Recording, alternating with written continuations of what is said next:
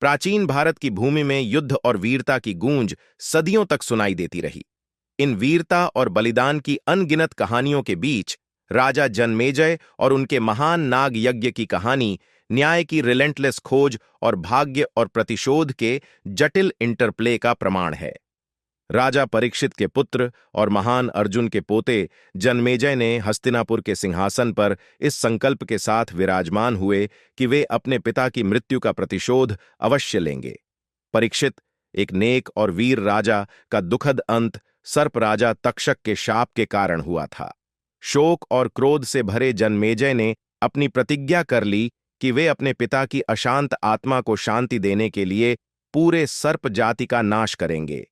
अपनी प्रतिज्ञा को पूरा करने के लिए जनमेजय ने अपने समय के महान ऋषियों और पुरोहितों को बुलाया और उन्हें एक भव्य यज्ञ अनुष्ठान करने का आदेश दिया, जिसे नाग यज्ञ कहा जाता है।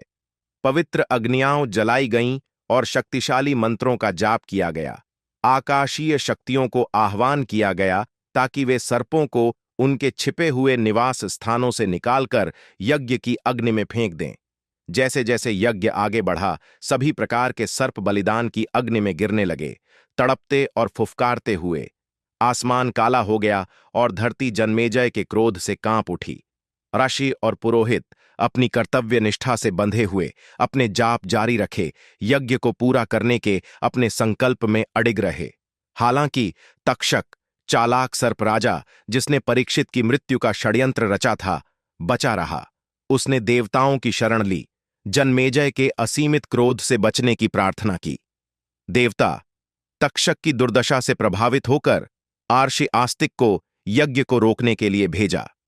आस्तिक, एक ज्ञानी और करुणामय अर्षि, जनमेजय के पास दया की प्रार्थना लेकर आए।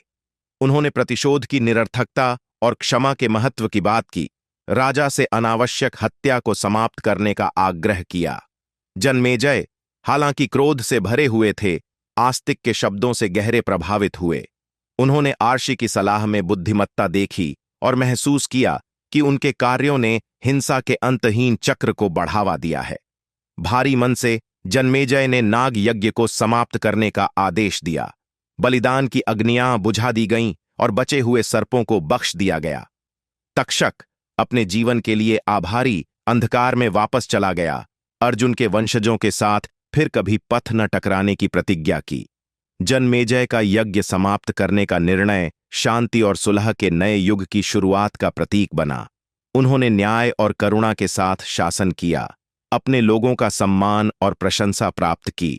उनके महान बलिदान और तत्पश्चात मुक्ति की कहानी पीढ़ी दर पीढ़ी सुनाई गई। क्षमा की शक्ति और एडवर्सिटी के सामने सद्भाव की अनंत खोज की एक कालातीत यादगार बन गई।